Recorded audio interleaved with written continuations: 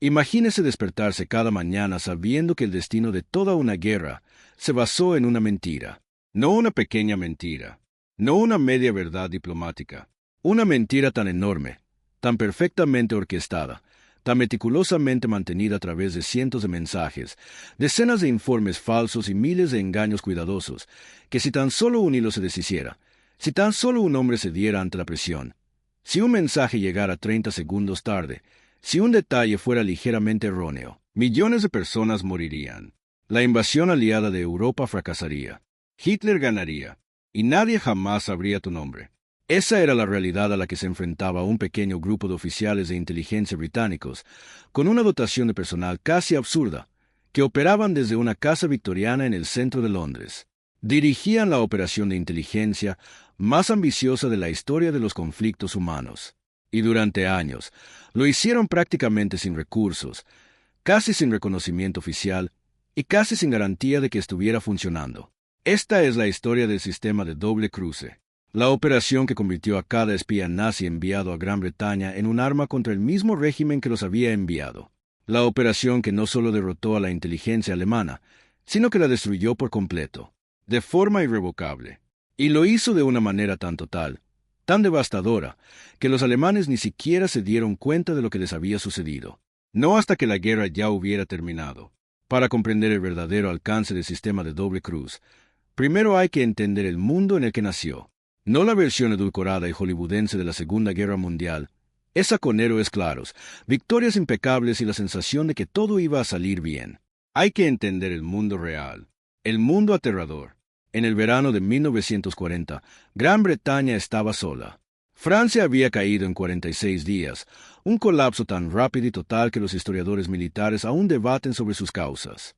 La fuerza expedicionaria británica había sido arrinconada en Dunkerque, rescatada en un milagro desesperado por barcos civiles y buques de guerra, y había regresado a Inglaterra despojada de casi todo su equipo pesado. La Wehrmacht, la mayor maquinaria militar que Europa había visto desde Napoleón, se encontraba en la costa francesa, a 90 millas de Dover, mirando al otro lado del Canal de la Mancha. Y Hitler ya estaba elaborando los planes para la Operación León Marino, la invasión anfibia de Gran Bretaña. Churchill proclamaba su desafío al mundo. Pero a puerta cerrada, la situación era mucho más grave de lo que el público sabía. Gran Bretaña contaba con menos de 500 tanques operativos. La Real Fuerza Aérea estaba en inferioridad numérica en casi todos los aspectos. Y la invasión, según admitían discretamente los planificadores militares, podría tener éxito. En medio de esta atmósfera de pavor, de asedio, de angustia nacional existencial, la Abwehr alemana, el servicio de inteligencia militar del Tercer Reich, comenzó a desplegar sistemáticamente espías en Gran Bretaña. La Abwehr llevaba años planeando esto. Su metodología era lo que podríamos llamar una práctica clásica de espionaje. Reclutar agentes de países neutrales. Encontrar personas con conexiones con Gran Bretaña, empresarios, académicos, lingüistas, aventureros, idealistas y oportunistas.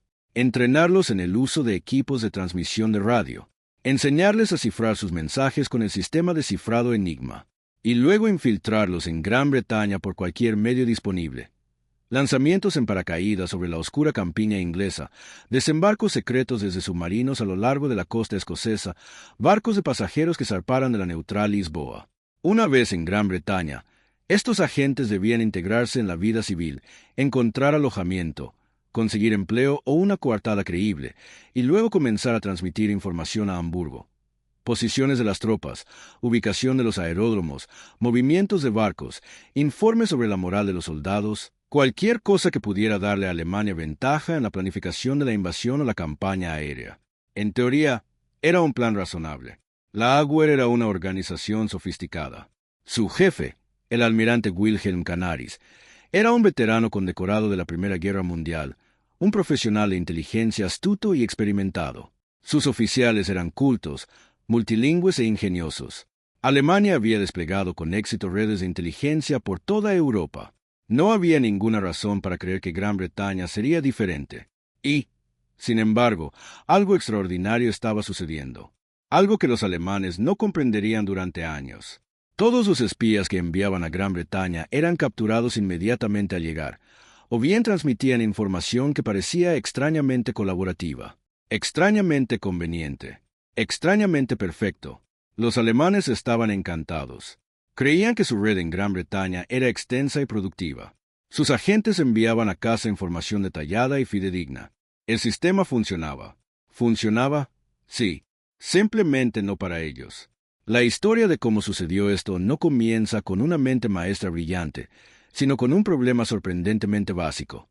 Gran Bretaña necesitaba saber quiénes eran los espías alemanes. Y en el caos de 1940, con refugiados llegando en masa de toda la Europa ocupada, con miles de extranjeros de lealtades inciertas viviendo en suelo británico, con los servicios de inteligencia desbordados y operando en estado de emergencia, encontrar agentes alemanes debería haber sido prácticamente imposible. Pero la inteligencia británica poseía una ventaja tan secreta, tan profunda y tan cuidadosamente protegida que su existencia no se confirmaría públicamente hasta más de 30 años después del fin de la guerra. Podían descifrar los códigos alemanes. No todos, no siempre, ni al instante, pero con creciente destreza y rapidez, los criptógrafos de Bletchley Park, trabajando con las revolucionarias máquinas de cálculo diseñadas por Alan Turing y sus colegas, estaban descifrando el código enigma alemán.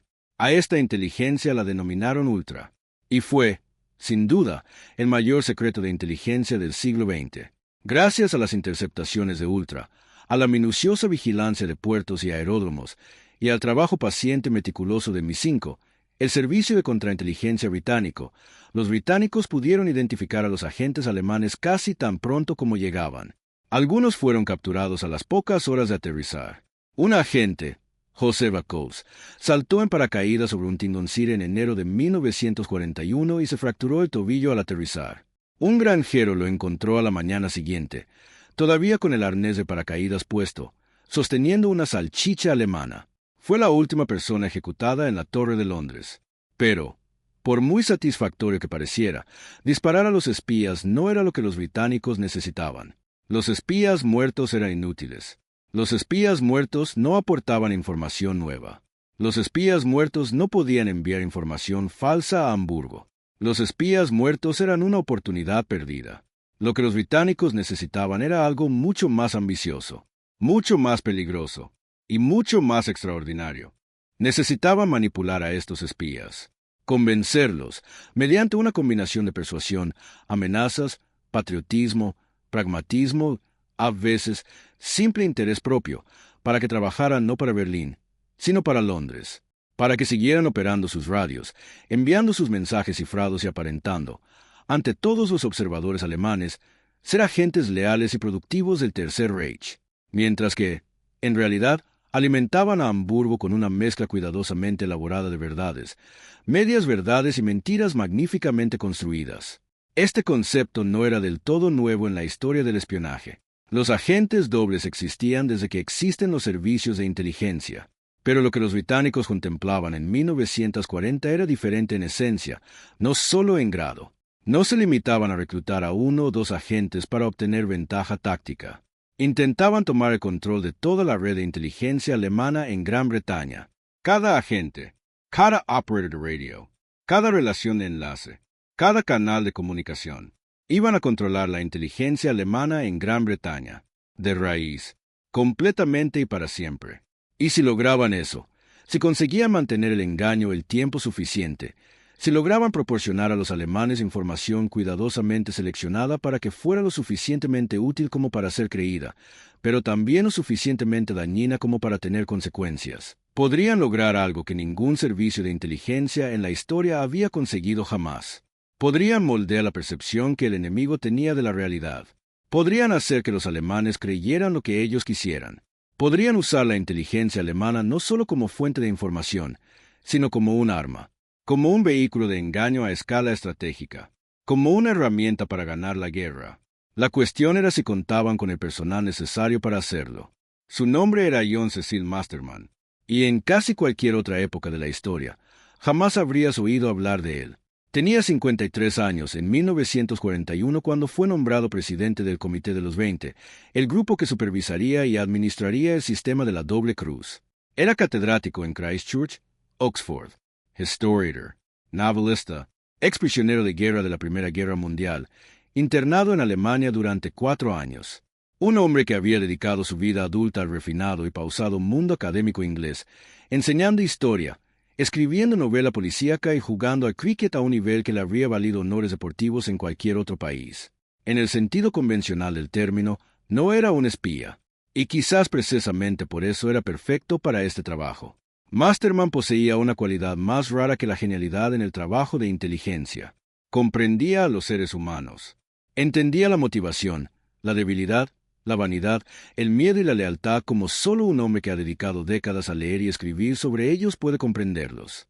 Podía observar a un agente alemán capturado, un hombre asustado y exhausto sentado en una fría habitación del campo 020, el centro de interrogatorios de la época de la guerra en Latechmere House, Surrey, y comprender, con una precisión casi clínica, lo que ese hombre necesitaba para ser reclutado, lo que temía, lo que deseaba, lo que se le podía hacer creer que era lo mejor para él.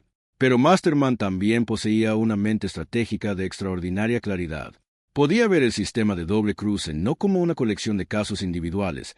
Este espía, aquella radio, esta información errónea en particular, sino como un todo integrado, un sistema, una máquina con piezas móviles que debían coordinarse, mantenerse y dirigirse hacia un único propósito final. Y ese propósito, desde el principio, no era simplemente engañar a los alemanes sobre cuestiones tácticas puntuales. Era preparar el terreno para algo más grande. Algo que, en 1941, todavía parecía increíblemente lejano. El regreso de los aliados a Europa continental.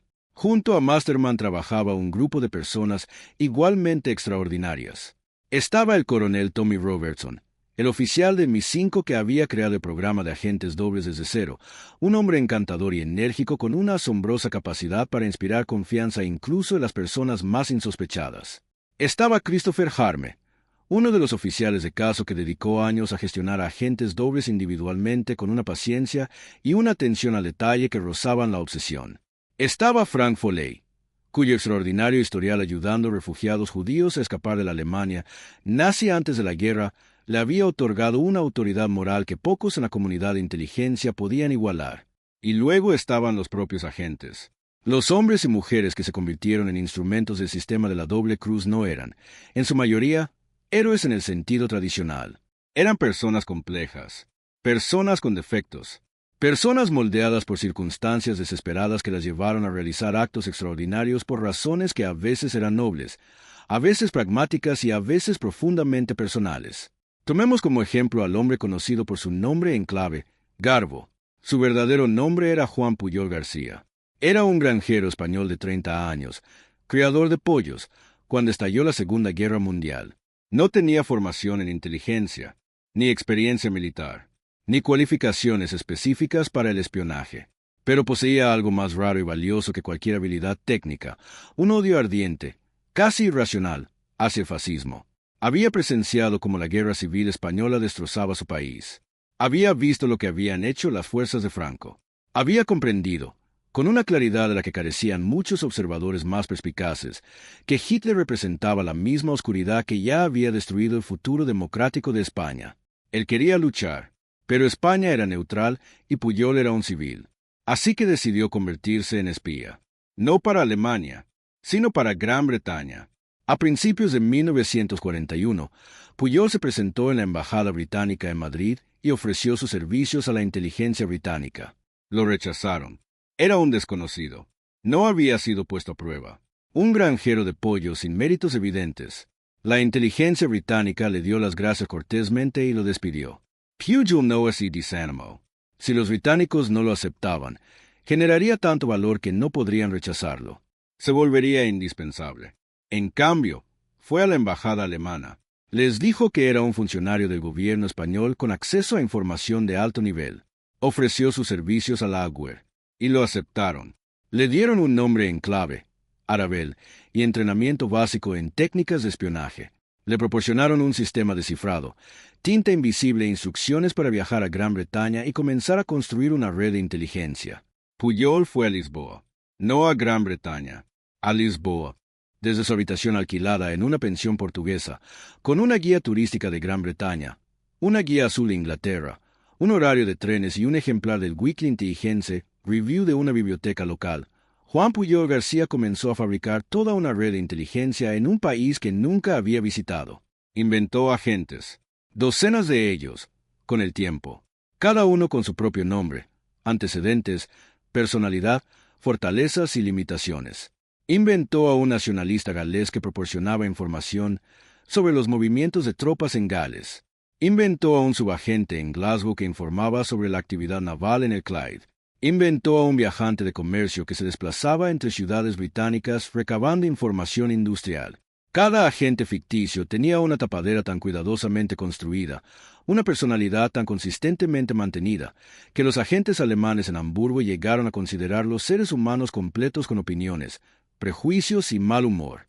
Puyol escribía sus informes con tinta invisible en cartas enviadas a una dirección ficticia en Lisboa, manteniendo la ficción de que provenían de Gran Bretaña. A veces se equivocaba en los pequeños detalles, el tipo de errores que podría cometer un agente británico si fuera extranjero y no dominara del todo las costumbres locales. Describió a unos cuantos negros recibiendo su paga en el Lloyd's Bank de Liverpool, lo que dejaba claro a cualquier lector británico que nunca había estado allí. Afirmaba que era posible comprar sándwiches y patatas fritas en los pubs británicos, y que el pan integral se encontraba en cualquier tienda de barrio. Errores obvios para los lectores británicos, pero convincentes para los agentes alemanes que nunca habían visitado Inglaterra. Para cuando la inteligencia británica descubrió que alguien enviaba informes detallados sobre Gran Bretaña a Hamburgo desde Lisboa, alguien en quien los alemanes confiaban y a quien valoraban mucho, se sintieron alarmados y fascinados a la vez. ¿Quién era este agente no autorizado que operaba en su territorio? ¿Cómo obtenía la información? ¿Estaba realmente en Gran Bretaña y no lo habían detectado? Se necesitaron meses para localizar a Puyol. Cuando finalmente lograron contactar con él en abril de 1942, la reacción inicial británica fue una mezcla de asombro y admiración. Se trataba de un hombre que, por iniciativa propia, había logrado infiltrarse en la inteligencia alemana de forma notable, utilizando únicamente su imaginación, su disciplina y su extraordinaria capacidad para construir una realidad falsa y convincente. Lo llevaron a Londres. Le dieron el nombre en clave Garbo, en honor a Greta Garbo, porque era el mejor actor del mundo, y lo pusieron a trabajar de verdad. Garbo era la estrella, pero no estaba solo. Estaba Tricicle, cuyo nombre real era Duko Popov, un abogado serbio, playboy, de extraordinario encanto y gran valentía. Fue reclutado por la UER gracias a sus contactos sociales en toda Europa e inmediatamente contactó con la inteligencia británica y se ofreció a trabajar para ellos. Muchos historiadores creen que Popov fue una de las inspiraciones para el personaje de James Bond, creado por Ian Fleming, y al leer su biografía, no es difícil entender por qué. Viajaba con todo lujo. Apostaba grandes sumas en los casinos. Tenía una sucesión aparentemente interminable de mujeres hermosas que lo encontraban irresistible. Y jugaba a dos bandas en la guerra de inteligencia con una frialdad y una seguridad que sugerían una valentía excepcional o una locura excepcional, y posiblemente ambas. Estaba Snow, Arturo Wenz, un ingeniero eléctrico galés que había estado vendiendo información a los alemanes desde antes de la guerra y que fue capturado delatado en 1939, convirtiéndose así en el primer agente doble del sistema, el prototipo en torno al cual se construiría finalmente toda la estructura. Estaba Brutus, Roman Czerniawski, un oficial de la Fuerza Aérea Polaca que había sido capturado por la Gestapo tras dirigir una impresionante red de inteligencia de la resistencia en la Francia ocupada, y que accedió a trabajar para los alemanes para salvar la vida de los miembros de su red capturados. E inmediatamente después traicionó a los alemanes entregándolos a los británicos, quienes decidieron utilizarlo como agente doble. Estaban Muriyev, dos agentes noruegos que llegaron en hidroavión a la costa escocesa en abril de 1941, se rindieron inmediatamente a las autoridades locales y aceptaron con entusiasmo trabajar para Gran Bretaña. Según todos los testimonios, estaban profundamente descontentos por trabajar para Alemania, y su alivio al ser capturados fue casi cómico. Cada uno de estos agentes tenía un trasfondo, una motivación, una personalidad y un acceso, o aparente acceso, a sus superiores alemanes distintos. El Comité de los 20, bajo la dirección de Masterman, los gestionó con un cuidado extraordinario. Cada mensaje enviado a Hamburgo se elaboraba con una precisión meticulosa. Cada dato de inteligencia debía ser cuidadosamente analizado. Demasiada verdad despertaba las sospechas de los alemanes. Demasiada falsedad hacía que los agentes perdieran credibilidad y fueran descartados. La clave estaba en el equilibrio, el mantenimiento constante, agotador y brillante de un balance entre lo que debía creerse y lo que debía ocultarse. Hubo momentos de tensión aterradores. Hubo noches en que llegó un mensaje desde Hamburgo que sugería que sabían que algo andaba mal. Hubo instantes en que parecía seguro que toda la estructura, todo ello, años de trabajo, decenas de agentes, miles de mensajes cuidadosamente elaborados, estaba a punto de derrumbarse.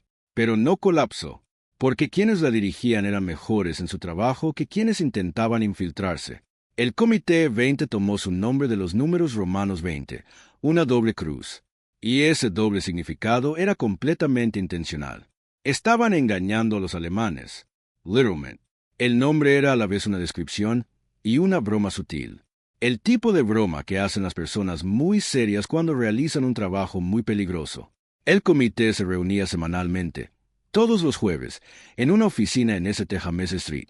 Representantes del MI5, el MI6, la inteligencia naval, la inteligencia militar, el Ministerio del Aire y la sección de control de Londres, el organismo responsable del engaño estratégico, se reunían para revisar el tráfico de la semana anterior, evaluar lo que los alemanes parecían creer, decidir qué enviar a continuación y coordinar los mensajes que se enviaban a través de diferentes agentes para garantizar que fueran coherentes entre sí. Esta coordinación fue uno de los aspectos más exigentes desde el punto de vista técnico de toda la operación. Si la red de Garbo informaba a Hamburgo de que la quinta división de infantería estaba entrenando en el sureste de Inglaterra, los mensajes de tricicle no debían contradecirlo. Si Brutus informaba de un patrón de convoys de suministros que se desplazaban en una dirección, este debía coincidir con lo que Muth y Jeff comunicaban sobre los itinerarios de envío. Cualquier inconsistencia, cualquier detalle que no coincidiera en toda la red, podría alertar a un analista alemán perspicaz de que algo andaba mal. Así pues, cada mensaje saliente se revisaba no solo por su contenido individual, sino también por su coherencia con todo lo que cualquier otro agente había dicho. El Comité de los 20 mantenía registros detallados de cada engaño perpetrado, cada información falsa transmitida, cada movimiento de tropas ficticio, cada aeródromo imaginario y cada convoy inventado que se había comunicado a Hamburgo. Tenían que controlar sus propias mentiras con el mismo rigor con el que un historiador controla los hechos. Porque en la guerra de inteligencia, una mentira olvidada era tan peligrosa como una descubierta. La operación física de mantener a los agentes dobles era en sí misma una tarea formidable. Cada agente requería un oficial de caso, un agente de MI5 dedicado que gestionaba su día a día, sus tapaderas, su bienestar personal y su relación con sus contactos alemanes. Con el tiempo, estos oficiales de caso llegaron a tener una relación extraordinariamente cercana con sus protegidos. Tenían que conocerlos lo suficientemente bien como para escribir en su nombre, redactar mensajes que sonaran como la voz de la gente, que reflejaran su personalidad y peculiaridades, y que mantuvieran la sutil textura de una relación humana real a lo largo de meses y años. En el caso de Garbo, la correspondencia con Hamburgo ascendió a miles de mensajes. Su red ficticia llegó a incluir 27 subagentes, todos inventados y mantenidos con un nivel de detalle constante a lo largo de los años de comunicación. En el apogeo de la operación, Garbo enviaba a Hamburgo entre 300 y 500 mensajes al año, cada uno cuidadosamente redactado, revisado por el Comité de los 20 y perfectamente calibrado en su combinación de información real, verdades inofensivas y engaño estratégico. Los alemanes confiaban plenamente en él. Le otorgaron la Cruz de Hierro, una de las más altas condecoraciones militares del Tercer Reich. Se cree que es una de las pocas personas en la historia que recibió medallas de ambos bandos de la misma guerra. Pero todo esto, los años de trabajo, los miles de mensajes, las docenas de agentes, el esfuerzo constante, agotador y aterrador por mantener un engaño perfecto, conducía a un único momento. Una operación tan grande, tan trascendental, con tanto en juego, que todo lo anterior era, en retrospectiva, mera preparación. Operación Overlord. La invasión aliada de Normandía. El día de, para 1943, era evidente para todos en el alto mando aliado que la liberación de Europa requeriría una invasión anfibia del continente europeo a una escala nunca antes vista en la historia de la guerra. Tan solo la planificación exigía la coordinación de más de 3 millones de hombres, 12.000 aviones, 7.000 buques de guerra y líneas de suministro que se extendían por medio mundo. La estructura de mando de Eisenhower abarcaba ejércitos de Estados Unidos, Gran Bretaña, Canadá, Francia, Polonia y media docena de naciones más. La logística era abrumadora. Los riesgos, casi inimaginables, porque los alemanes sabían que iba a ocurrir. No sabían cuándo ni dónde, pero sabían que en algún punto del muro atlántico, la red de fortificaciones que se extendía desde Noruega hasta la frontera española, los aliados intentarían abrirse paso, y habían posicionado sus fuerzas en consecuencia. 58 divisiones alemanas, incluidas algunas de las mejores formaciones blindadas de la Wehrmacht, estaban desplegadas en Francia, Bélgica y los Países Bajos, a la espera. La ubicación exacta del desembarco aliado fue la información más crucial de toda la guerra.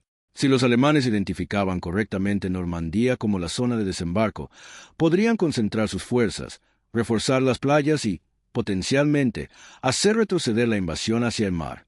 Las primeras 24 horas de cualquier desembarco serían las más vulnerables. En esas horas, antes de que los aliados pudieran consolidar su cabeza de playa, antes de que pudieran desembarcar suficiente armamento y artillería, antes de que la cadena logística pudiera funcionar a pleno rendimiento, un contraataque alemán concentrado podría ser catastrófico. Todo dependía de dónde creía Hitler que iban a desembarcar los aliados. Y así, todo dependía de lo que el sistema de la doble traición lograra hacerle creer a Hitler. La operación se denominó Fortitude, y fue la operación de engaño estratégico más grande y ambiciosa de la historia de la guerra. La operación Fortitude constaba de dos componentes. Fortitude Nord tenía como objetivo convencer a los alemanes de que los aliados planeaban una gran invasión de Noruega, inmovilizando así a las fuerzas alemanas en Escandinavia. Fortitude South era el component crucial. Su propósito era convencer a Hitler de que la verdadera invasión aliada no tendría lugar en Normandía, sino en el Paso de Calais, el punto más angosto del Canal de la Mancha, a menos de 35 kilómetros de la costa francesa, justo enfrente de Dover. El Paso de Calais era una opción de desembarco con un claro sentido militar. Era la ruta más corta.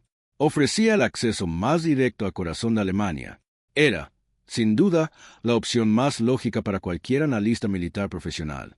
Por eso, los aliados iban a convencer a los alemanes de que el desembarco era inminente, aunque en realidad se encontraban a 300 kilómetros al oeste. Para respaldar el engaño del Paso de Calais, los aliados crearon un ejército completamente ficticio. El primer grupo de ejércitos de los Estados Unidos, FUSAG. Sobre el papel, era la fuerza terrestre más poderosa reunida por cualquier nación en la guerra. Incluía varios cuerpos de ejército, docenas de divisiones y cientos de miles de hombres. Incluso tenía un comandante, el general George S. Patton, el general estadounidense más temido por los alemanes, el hombre que la Wehrmacht más esperaba que estuviera al mando del principal ataque aliado.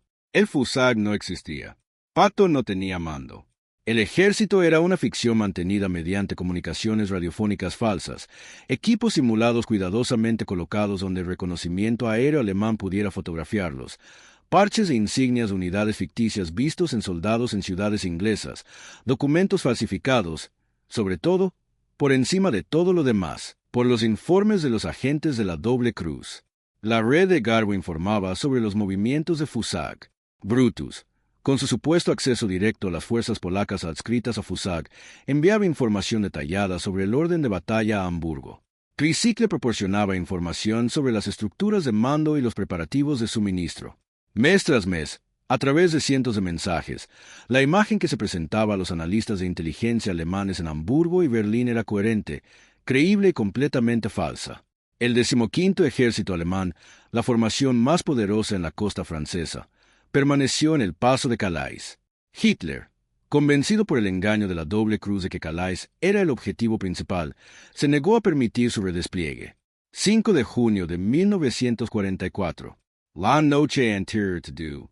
175,000 hombres se encontraban a bordo de barcos en el Canal de la Mancha. Tenían frío.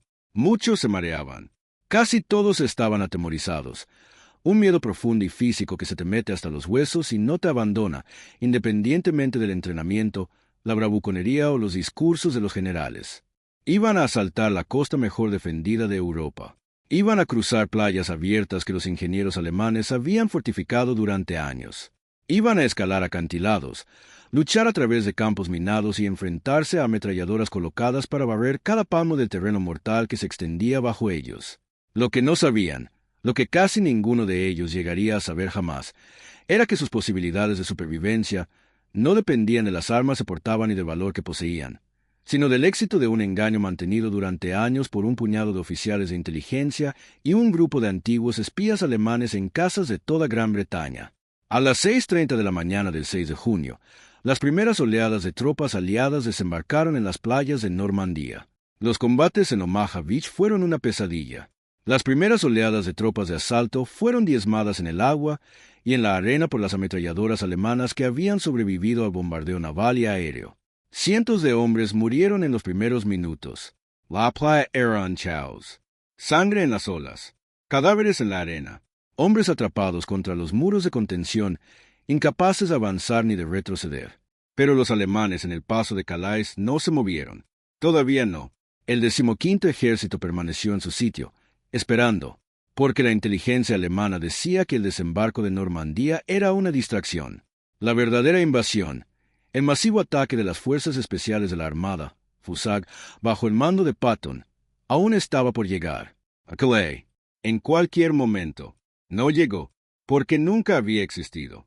Y en las horas críticas en que las divisiones blindadas alemanas podrían haber llegado a las playas de Normandía y potencialmente haber cambiado el resultado del desembarco, permanecieron donde estaban, esperando a un ejército que solo existía en la imaginación del Comité de los 20. Pero el capítulo más extraordinario aún estaba por llegar. Incluso después del desembarco de Normandía, incluso después de que se hiciera evidente que no se trataba de una distracción, que esto era real, que los aliados habían desembarcado con fuerza y estaban luchando tierra adentro, Garbo volvió a atacar. La noche del 9 de junio, 3 días después del día D, con la cabeza de playa de Normandía aún en una situación crítica, Garbo envió a Hamburgo uno de los mensajes más audaces de la historia de la inteligencia. Le comunicó a su contacto alemán que su red de agentes había reunido pruebas concluyentes de que el desembarco de Normandía había sido una finta, que la principal fuerza aliada, el FUSAG, bajo el mando de Patton, seguía en Inglaterra, preparándose y esperando el momento oportuno para atacar Calais. Que cualquier redespliegue de fuerzas alemanas desde el paso de Calais a Normandía sería catastrófico, caer directamente en la trampa aliada. El mensaje fue tan convincente que se envió directamente al propio Hitler. Y Hitler, que había estado indeciso, presionado por sus generales para que enviara al 15º ejército a reforzar Normandía, cambió de opinión. El 15º ejército permaneció en Calais durante semanas. 6 semanas cruciales en las que las fuerzas aliadas en Normandía se consolidaron, reforzaron, acumularon suministros y establecieron una cabeza de playa que ya no podía ser desalojada. Para cuando los alemanes finalmente comprendieron el engaño, ya era demasiado tarde. El desembarco de Normandía había comenzado. El tercer ejército de Patton, una fuerza real, avanzaba a una velocidad vertiginosa por Francia. París sería liberada en agosto.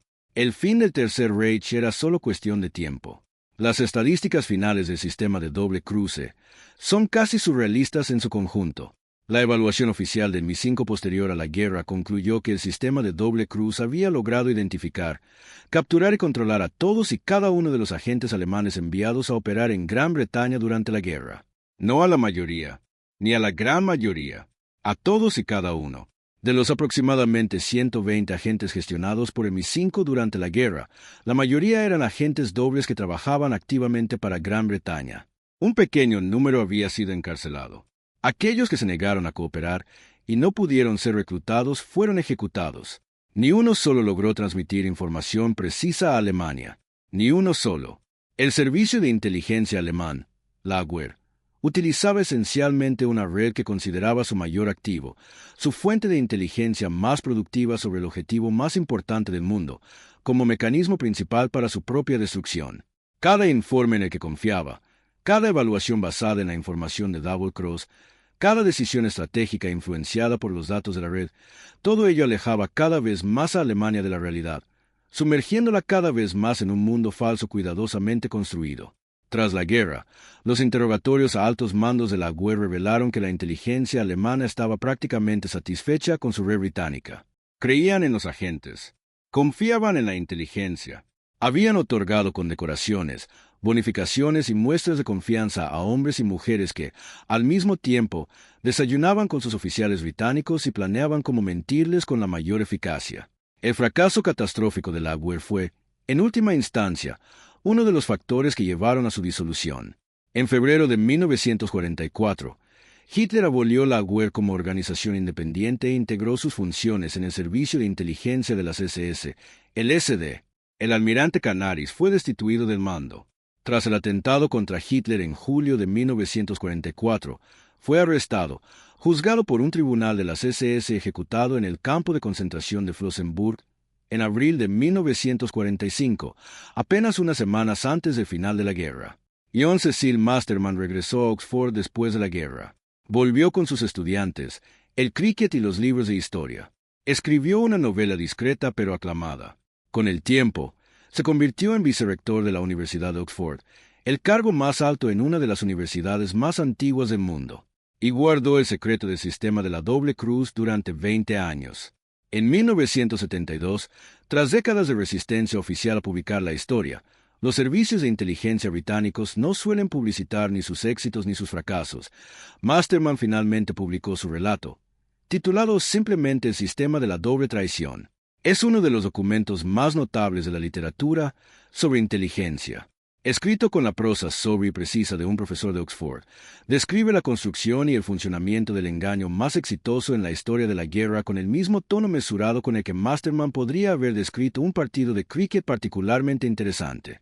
Según él, lo escribió porque sentía que quienes habían realizado ese trabajo merecían ser recordados.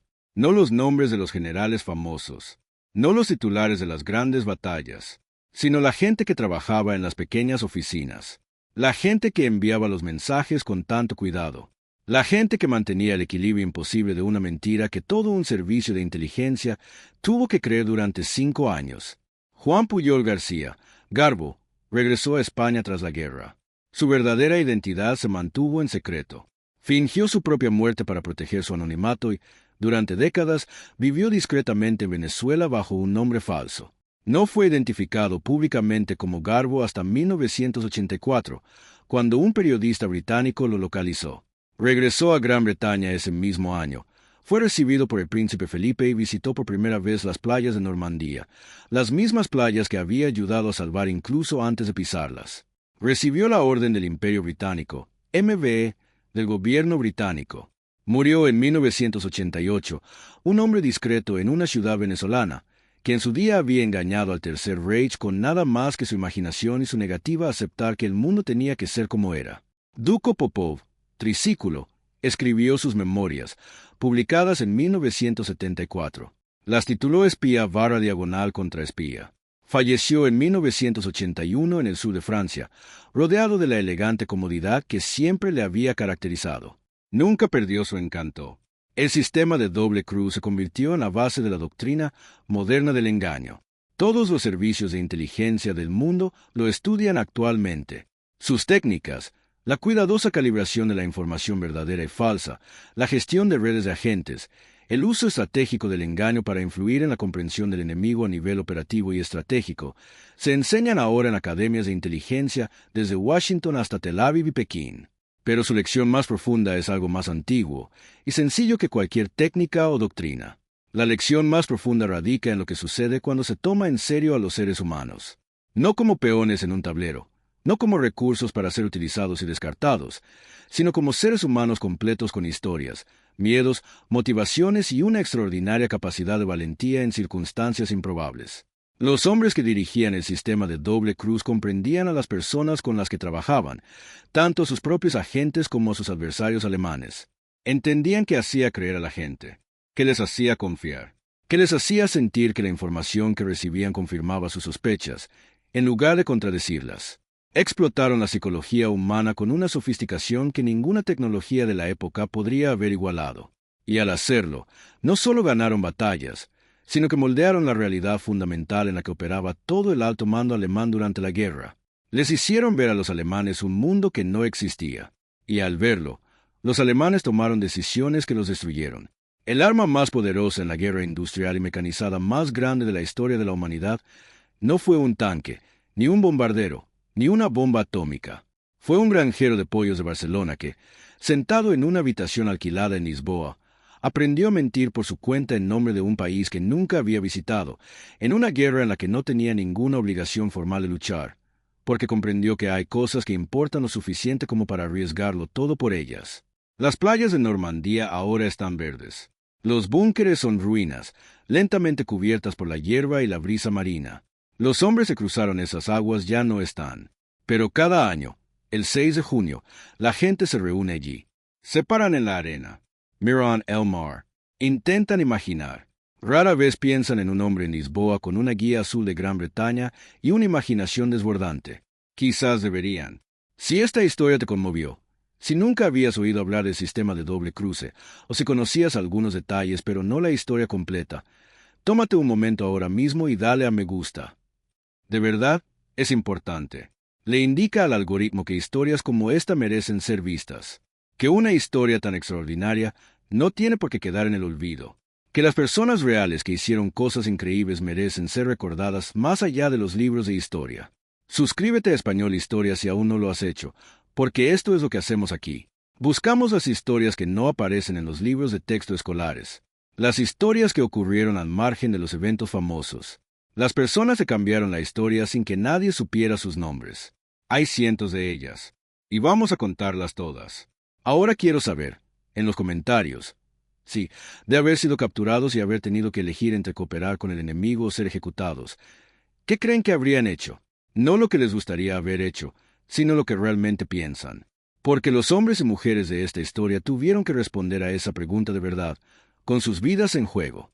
Sus respuestas moldearon el mundo en el que vivimos.